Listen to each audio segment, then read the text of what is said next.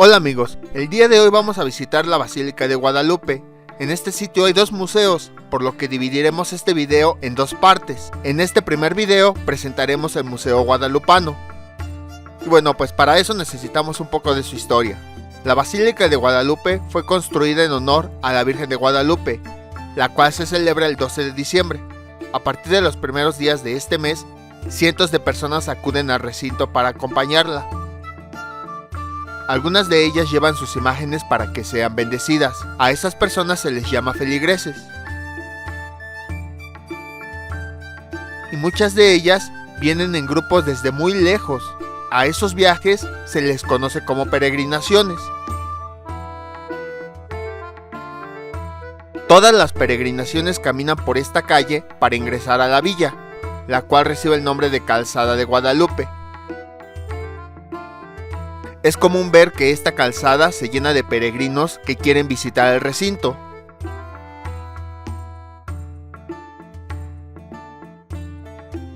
Aquí tenemos una vista general del lugar. Este lugar es conocido como la Villa de Guadalupe, debido a todos los templos que tiene, cada uno con su historia. Y bueno, aquí van unos pequeños antecedentes. Cuando los españoles conquistaron todas las civilizaciones del México antiguo, se dieron cuenta que los indígenas adoraban a sus propios dioses. Entonces, desde España, empezaron a traer órdenes religiosas para que les inculcaran las enseñanzas del cristianismo. Todo esto ocurrió en los años de 1500. ¿Pero en qué consiste el cristianismo? Consiste en que existe un Dios que creó todo. Envió a su Hijo llamado Jesucristo a la tierra para compartir sus enseñanzas. Para esto, el ángel de Dios Gabriel habló con la Virgen María, quien siendo virgen se embarazó del Espíritu de Dios para que naciera Jesucristo. Todo esto ocurrió hace más de 2000 años aproximadamente. La Virgen ha tenido diversas manifestaciones en distintos lugares y se le da el nombre dependiendo de dónde se presentó. Mientras que los españoles estaban evangelizando a los indígenas, en 1531 la Virgen María se le apareció a un indígena de nombre Juan Diego, mientras estaba en el cerro del Tepeyac, y le dijo que quería que le construyeran un templo en ese lugar. La última manifestación se dio el 12 de diciembre de 1531. Cerca de ahí había una comunidad llamada Guadalupe. Por esa razón se les dio el nombre de Virgen de Guadalupe, y por esa razón se celebra el 12 de diciembre.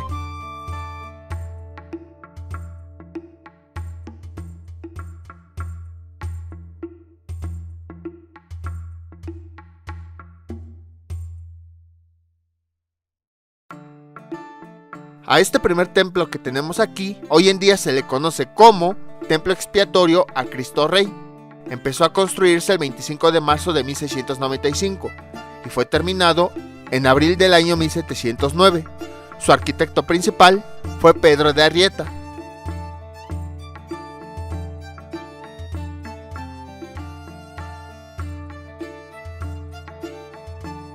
Este templo fue la basílica original, que fue construida después de la aparición de la Virgen María. Sin embargo, a principios del siglo XIX sufrió graves daños debido a la construcción del Templo de las Capuchinas. Y además, en 1921, debido a los problemas del país, una bomba destruyó gran parte del templo y del suelo. En 1976 estuvo a punto de caerse. Sin embargo, la imagen de la Virgen de Guadalupe salió intacta, por lo que a un costado empezaron a construir la nueva basílica, que es la que se conoce actualmente. El Instituto Nacional de Antropología e Historia se encargó de la restauración del edificio debido a su historia, y en el año 2000 volvió a abrir sus puertas.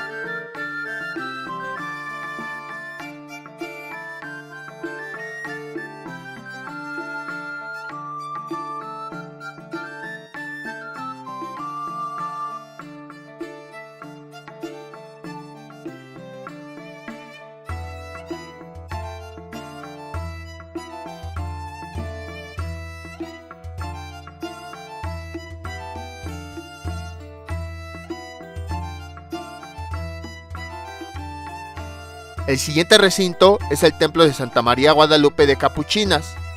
Fue construido a un costado de la antigua basílica entre 1792 y 1797. Fue diseñada por el arquitecto Ignacio Castera. También sufrió un considerable hundimiento. Aunque ya se puede acceder a él, hoy en día se sigue trabajando para evitar que se siga hundiendo más.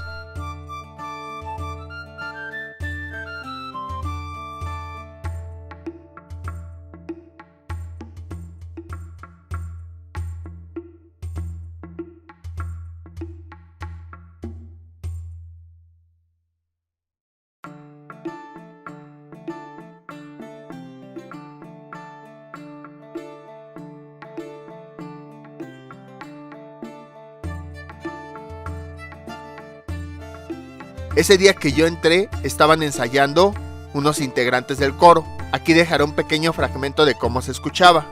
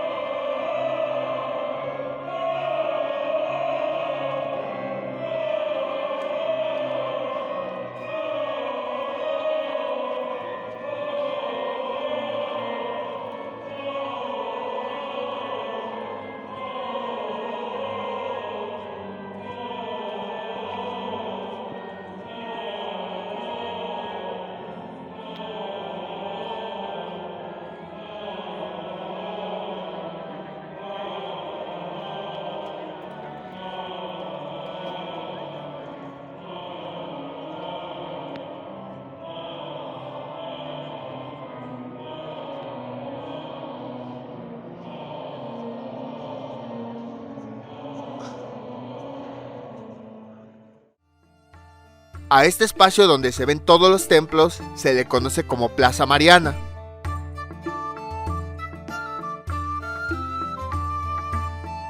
Frente a la plaza existe un espacio en el que se realizan diversos eventos culturales.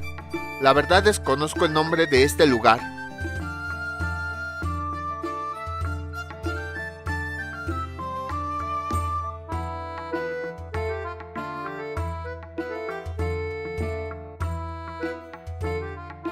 Ese día que fui, presentaron varios bailables regionales.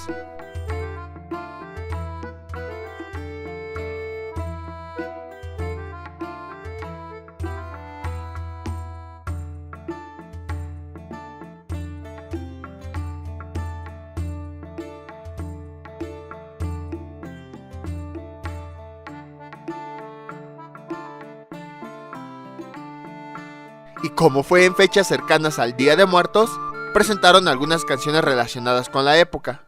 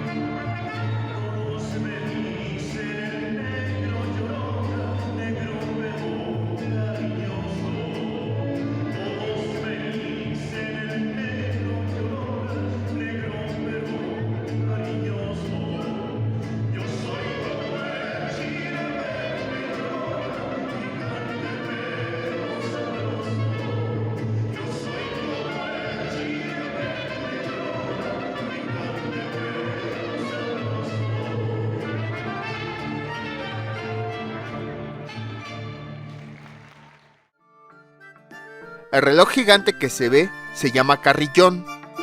Su construcción inició en 1989 y culminó en 1991. Fue diseñado por el arquitecto Fray Gabriel Vázquez de la Mora. Representa todos los relojes que se han utilizado hasta esta época para medir el tiempo. Tiene un reloj civil, un reloj con números romanos, un reloj solar, un reloj de calendario azteca y un astrolabio. A un costado de la plaza tenemos un pasillo que nos conduce a un auditorio, al Museo Guadalupano y a las criptas donde descansan los restos.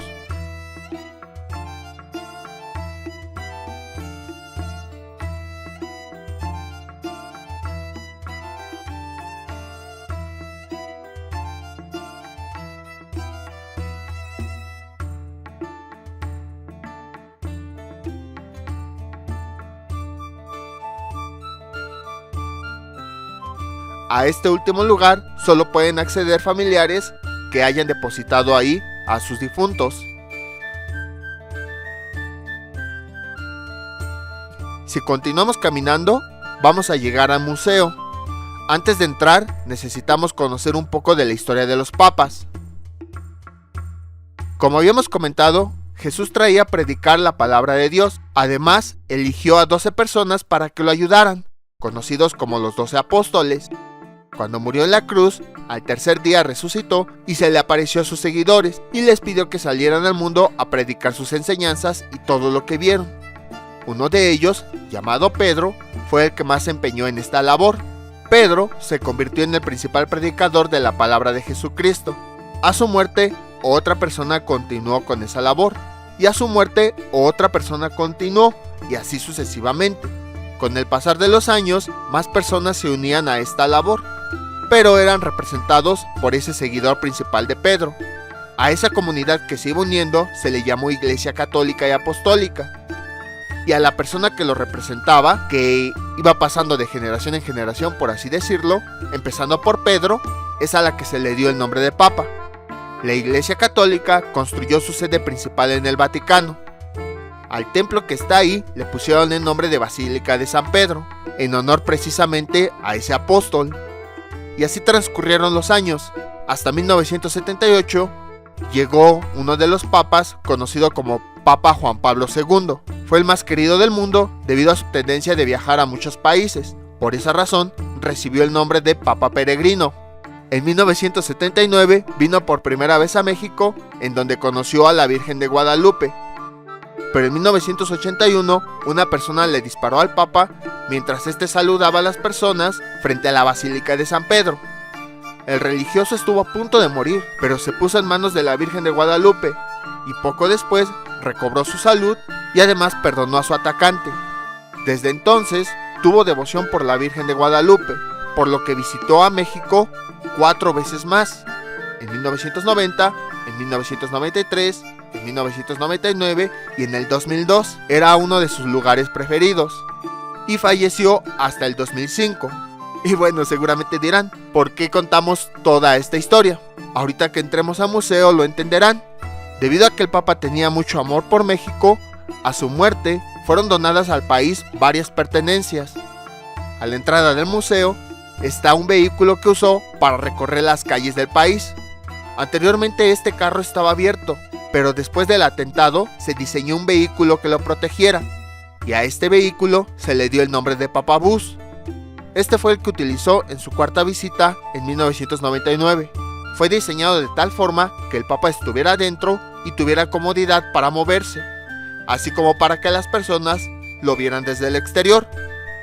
Los viajes que realizó fueron los siguientes. En 1979 visitó el país para inaugurar la tercera conferencia general del Episcopado Latinoamericano. Ahí fue donde declaró su famosa frase, México siempre fiel. En 1990 regresó para beatificar a Juan Diego, a los niños mártires de Tlaxcala y a José María del Yermo. En 1993 visitó a los indígenas del santuario de Nuestra Señora de Izamal. En 1999 asistió a diversos eventos, pero uno de ellos fue el encuentro con jóvenes católicos en el Estadio Azteca. Y en 2002 canonizó a Juan Diego, convirtiéndolo en santo y pasándose a llamar San Juan Diego. A la entrada del museo se tiene una exposición llamada Rostros desde la Fe.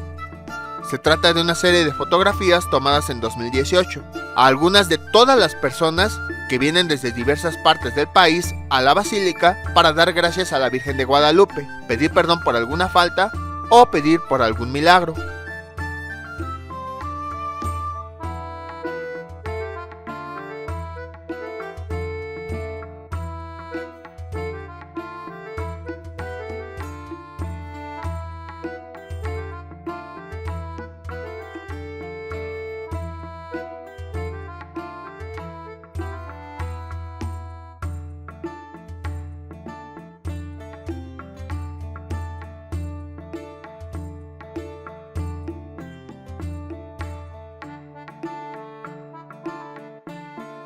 Algunas personas traen ofrendas para la Virgen de Guadalupe y algunas de ellas se exponen en este museo, como esta Virgen.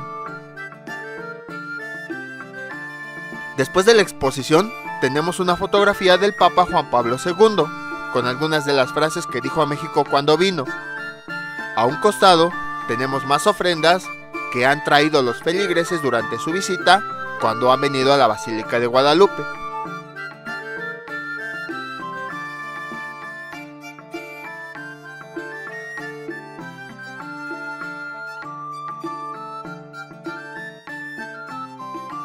El 20 de junio de 2022, como festejo del Día del Padre, se recibieron fotografías de muchos papás y con ellas se formó la imagen de San José, el hombre con el que se casó la Virgen María y que fungió como padre de Jesucristo.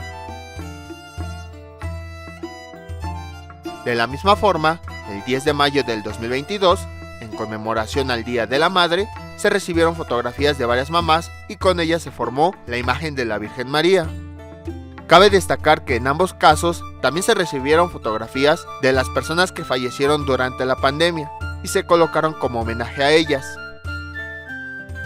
Este museo habla principalmente de las apariciones de la Virgen María, de las visitas del Papa y de algunas de las ofrendas que dejaron las personas. Por esa razón presentamos todo este contexto. Al llegar tenemos una sala que nos habla de los viajes de Juan Pablo II a México.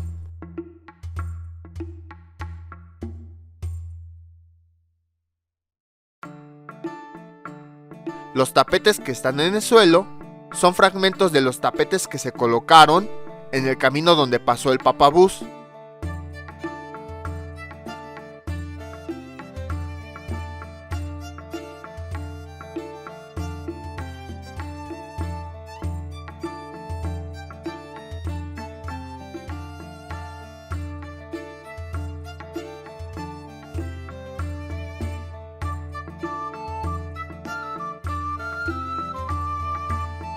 Enseguida, tenemos algunos de los objetos personales del Papa. Estos fueron construidos por el mexicano Agustín Parra. Fueron utilizados por el Papa durante la canonización de Juan Diego, la cual se realizó en su quinta visita.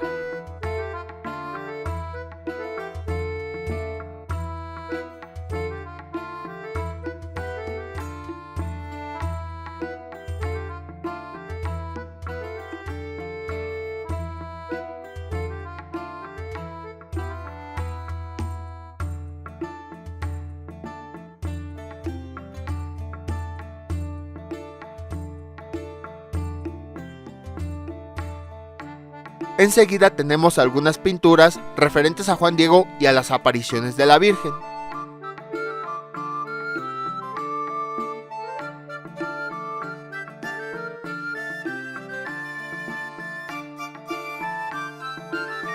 Continuamos observando que hay más objetos utilizados en el proceso de canonización.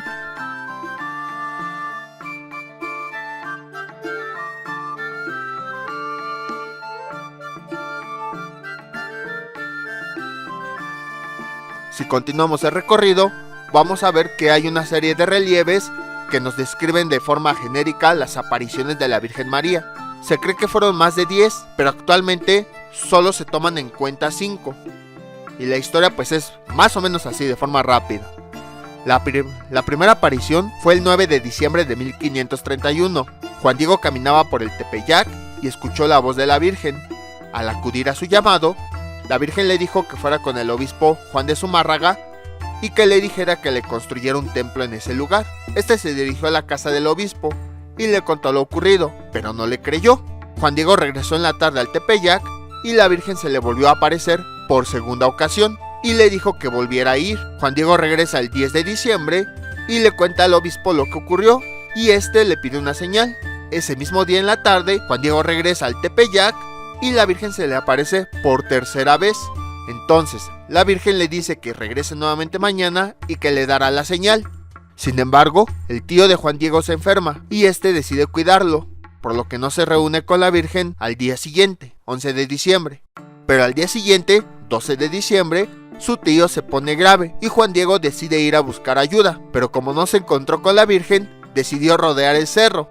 Aún así se le apareció por cuarta ocasión y le dice: no te preocupes, tu tío ya ha sanado. También le dice que le va a dar la señal y de repente en la cumbre aparecen unas rosas y la Virgen le dice que esa es la señal. Las corta y las envuelve con una tilma y la Virgen le dice que se las envíe a Juan de Zumárraga. Mientras tanto, el tío de Juan Diego, llamado Juan Bernardino, recibió la aparición de la Virgen, que es considerada como la quinta, y repentinamente sanó de su enfermedad. Cuando Juan Diego llegó a la casa del obispo, le mostró la tilma y las flores cayeron. Pero justo en ese momento, la imagen de la Virgen empezó a estamparse en el ayate. Juan de Zumárraga sabe que esas rosas no están por esos lugares, y además vio cómo se iba apareciendo la Virgen María, por lo que se convenció que era un milagro, y fue cuando decidió realizar la construcción de la Basílica de Guadalupe. La imagen que apareció en el ayate es la que está al frente de la basílica, y hasta el día de hoy aún se puede conservar en la actual basílica. Con eso, la Virgen dio a entender que protegería a todos los mexicanos y que a través de ella podrían comunicarse con Dios. Debido a esto, fue que empezó un proceso de canonización. Y hemos estado mencionando canonización, pero ¿qué es? Es el proceso de convertir a una persona en un santo.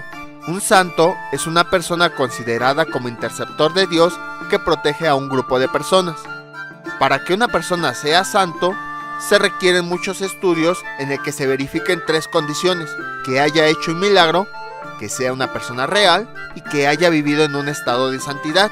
Cuando esto se cumple, se inicia el proceso de canonización. Para lograrlo se realiza una comitiva que realiza todas estas investigaciones. Llegan a tardar años. Para la canonización de Juan Diego se comprobó su existencia mediante muchos registros y se supo que realizó un milagro. Se cuenta que hace mucho tiempo el hijo de una señora se cayó de un cuarto piso y quedó en estado vegetativo. Entonces la señora le pidió a Juan Diego que lo aliviara y sorpresivamente el niño recuperó la conciencia, aun cuando los doctores lo habían declarado grave. Entonces, ante la evidencia de ese milagro y de que Juan Diego fue real, después de muchas investigaciones y verificaciones, se pudo canonizar para convertirse en un santo. Constantemente, muchos sitios o empresas del país reúnen a sus habitantes y realizan una peregrinación a la basílica, ya sea para pedir por ellos o para agradecer algún logro. En muchas de estas peregrinaciones, las personas traen algunos regalos realizados a la Virgen de Guadalupe, en la cual plasman algo relacionado al sitio de donde provienen.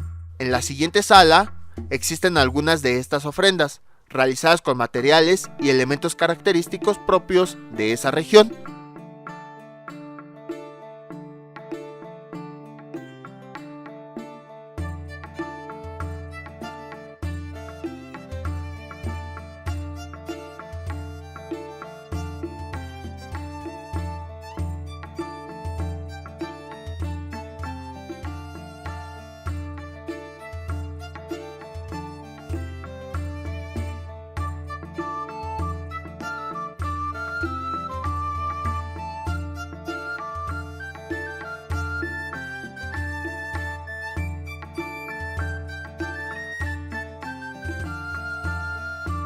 También han dejado algunos elementos más pequeños, como ramos de novia,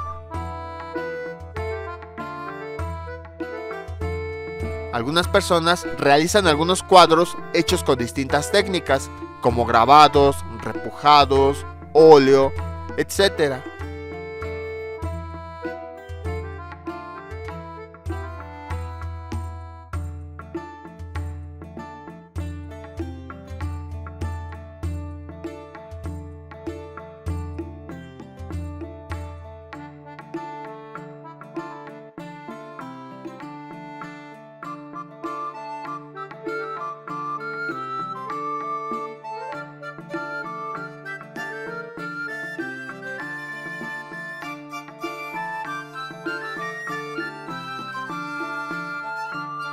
Estos elementos que dejan se les conoce como ofrendas y también como exvotos.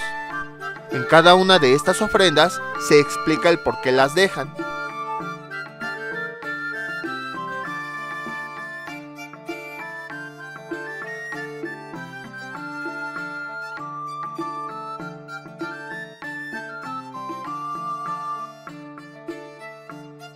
También algunos dejan cabello, quizá los que sanaron de cáncer. También encontraremos exvotos de los triunfos que tuvieron las personas en agradecimiento a que la Virgen los ayudó, como tesis, títulos, diplomas, etc.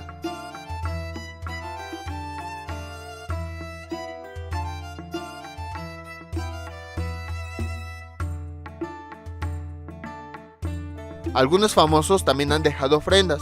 Roberto Cantoral dejó su disco de oro que ganó con la canción El Reloj. También lo dejó Niga.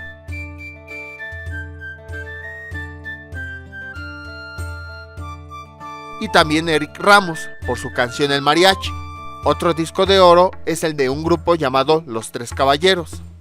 Hay algunos deportistas que dedican ofrendas. Quizá no las entregan físicamente. Cuando anotan un gol y levantan su playera, muestran algunas camisas de la Virgen de Guadalupe, que es una forma de ofrecer algo. Algunos ejemplos fueron Kikín Fonseca, Rafa Márquez, Borghetti.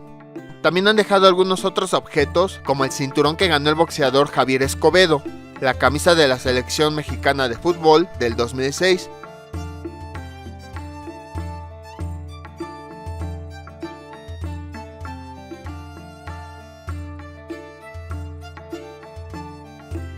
Y Hugo Sánchez, uno de los mejores futbolistas mexicanos, dejó la bota de oro en el museo, en agradecimiento a ser el único mexicano que la ha ganado en Europa.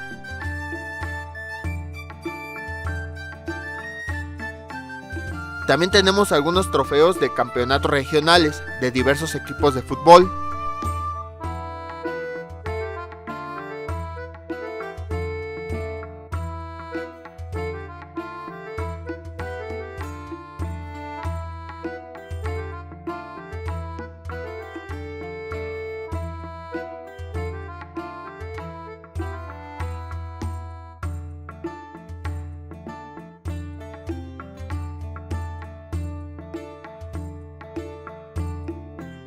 Incluso hay medallas que algunos soldados se ganaron, ya sea porque ascendieron o sobrevivieron a una misión y que vinieron a dejar.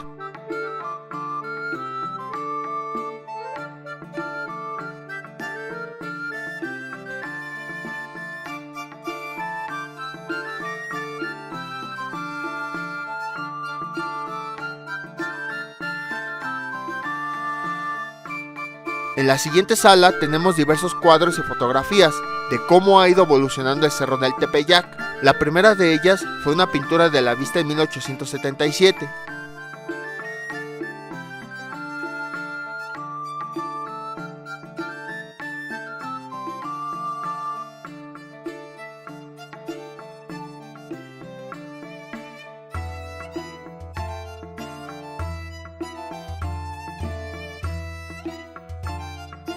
Se puede observar que hubo un punto en el que dentro de la villa hubo casas.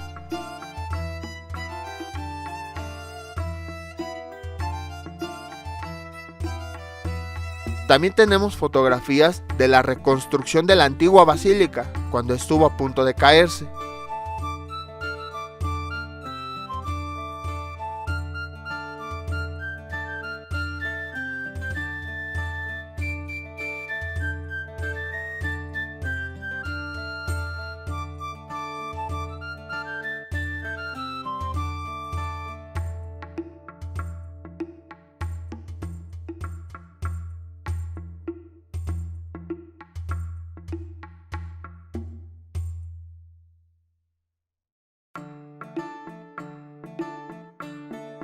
Aquí tenemos una peregrinación de 1950. Nos quejamos de que hay mucha gente y podemos observar que de todos modos en esa época ya había mucha gente en las peregrinaciones. Ahí donde hay personas formando círculos era donde los indígenas danzaban, ya que para ellos el baile era una forma de dar gracias. Enseguida tenemos más cuadros de la Virgen de Guadalupe. Tenemos pinturas al óleo y repujado. Este último es una técnica en donde se va marcando el contorno sobre una lámina de metal.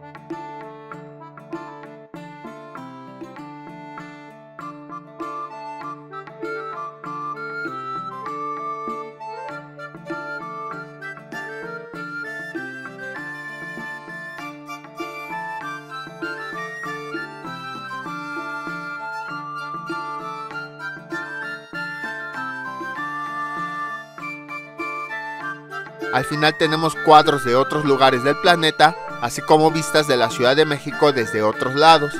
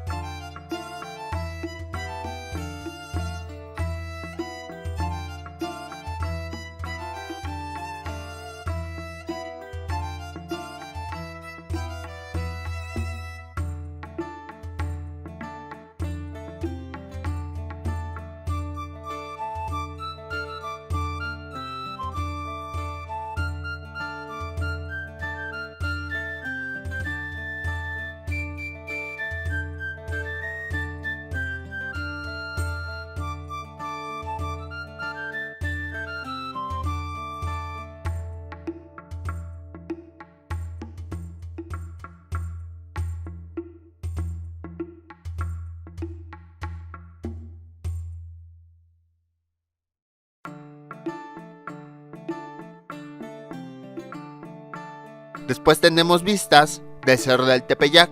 Observamos que había un río en ese cerro. De hecho, era lo que se creía antes, que pasaba un río y que la basílica fue construida encima de ese río. Y tenemos la vista más reciente, la ubicación en Google Maps, donde nos damos una idea de cómo se ve ahora en comparación a las fotografías de antes.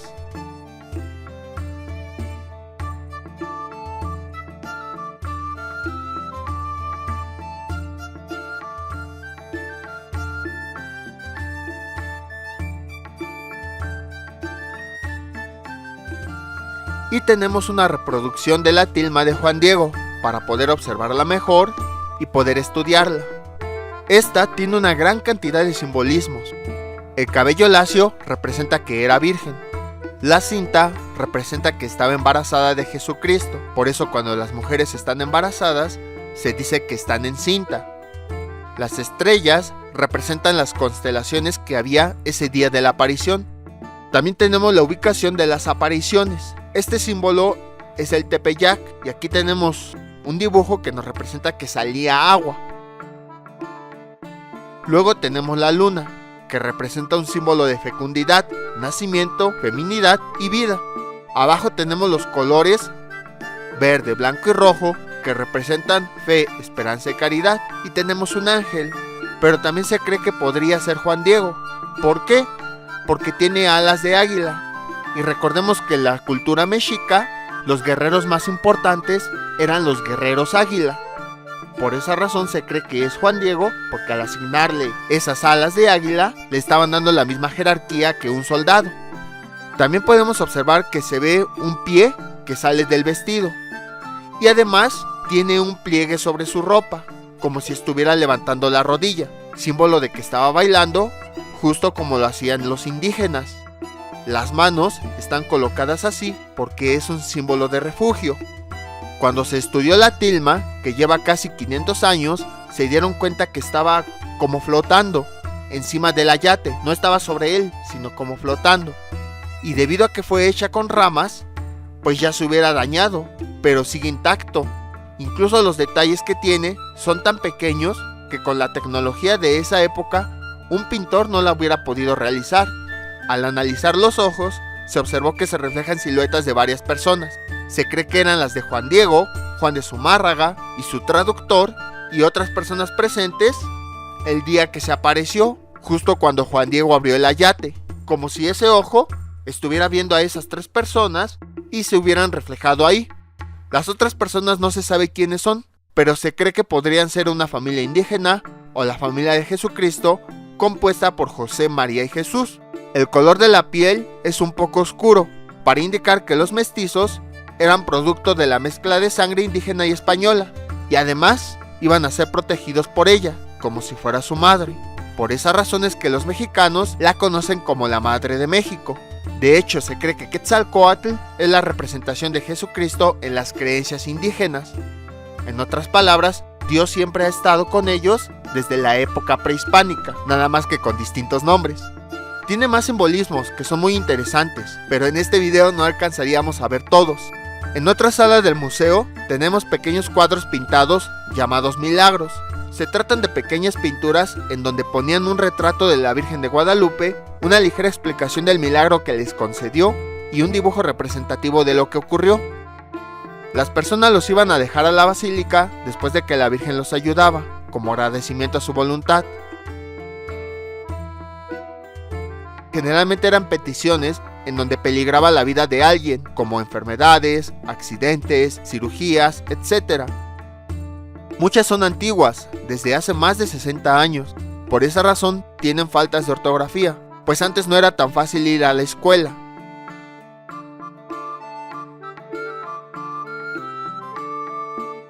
En algunos casos los milagros también vienen acompañados de las fotos.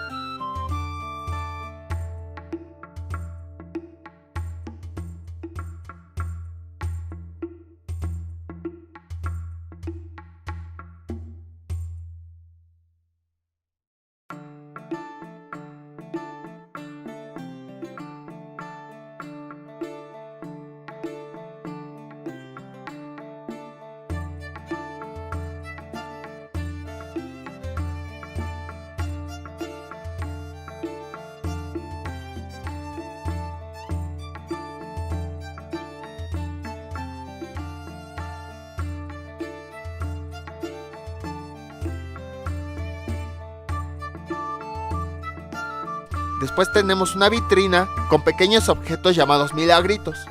Estas figuras son colocadas por la gente en las imágenes religiosas. A diferencia de las ofrendas o milagros, no se sabe el objetivo de estos. No se sabe si los pusieron para pedir algo o para agradecer algo.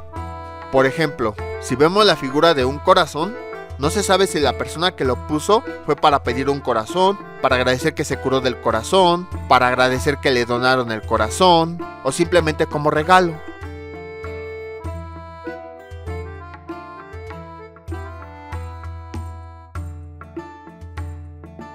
Finalmente, tenemos una exposición llamada Vox Populi, que habla de José Guadalupe Posada. fue un grabador que hizo el diseño de la Catrina, símbolo empleado actualmente para representar el Día de Muertos. La técnica de grabado consiste en esculpir sobre una tabla de madera un cuadro. Posteriormente se le coloca pintura y esa figura se plasma sobre un papel para que la imagen quede ahora sí que grabada sobre ese papel. La Catrina es su grabado más representativo, es llamada Catrina garbancera. En la época del Porfiriato existía una diferencia de clases muy notable. Por un lado, los ricos lucían vestimentas muy llamativas y europeas. Por el otro, los pobres eran explotados con extensas jornadas de trabajo. Muchas personas de la clase alta tenían en su casa sus sirvientes. Aunque eran explotados, recibían pocas pagas. Pero, solo por vivir en esa casa, ya se sentían de la realeza. Entonces Posada, con esta caricatura de la Catrina, se burlaba de las empleadas domésticas que pretendían lucir como doncellas de la clase alta, a pesar de que no lo eran. Como vimos en la exposición de pinturas, para conocer un lugar o un elemento, se tenía que trazar una pintura de óleo, pues en esa época no existían fotografías. Sin embargo, eran muy difíciles de llevarse, ya que se podían dañar.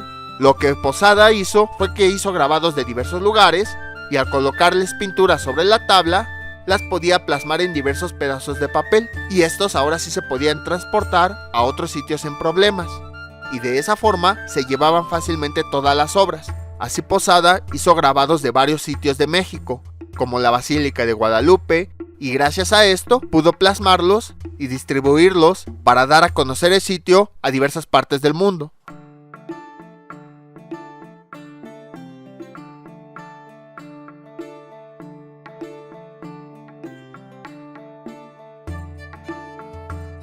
Posada también realizó muchos grabados religiosos.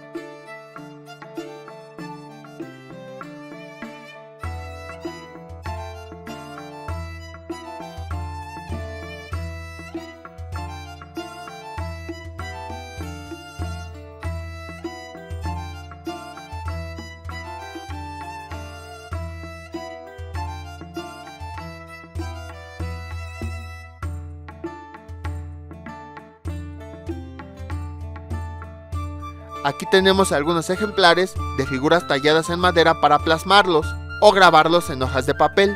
Estas eran las tablas talladas, luego se les ponía pintura y como si fuera un sello, se colocaban sobre el papel. Yo en alguna ocasión en la prepa llevé este taller de grabado, por eso sé más o menos cómo se hacen. Si quieren hacer grabados, se necesitan unas herramientas llamadas gubias, que son unas puntas de diferentes formas que tienen un mango y se colocan sobre la tabla para empezar a tallarla.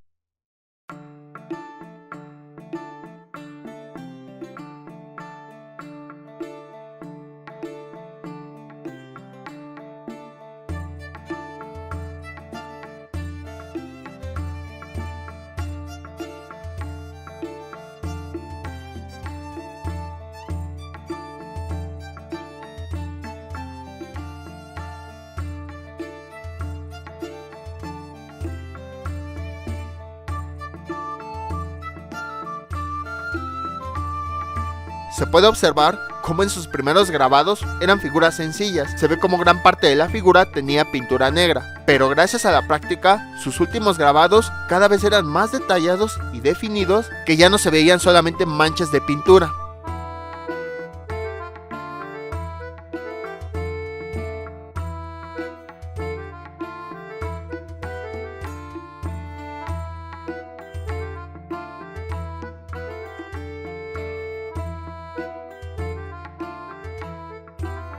Al salir del museo, nos tocó escuchar las campanadas de reloj con una canción dedicada a la Virgen.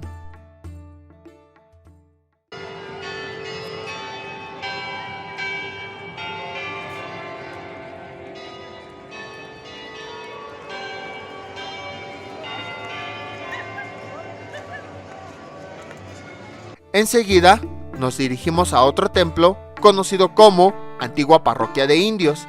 Fue construida en 1649 y aquí era donde se dirigían los indígenas, que en esa época eran llamados indios, para rezar.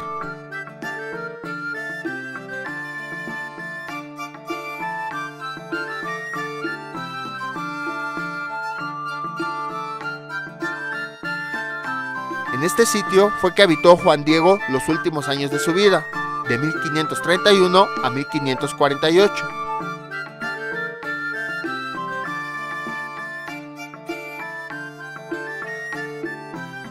Fue abierto hasta 1998, en el aniversario 450 de la muerte de Juan Diego.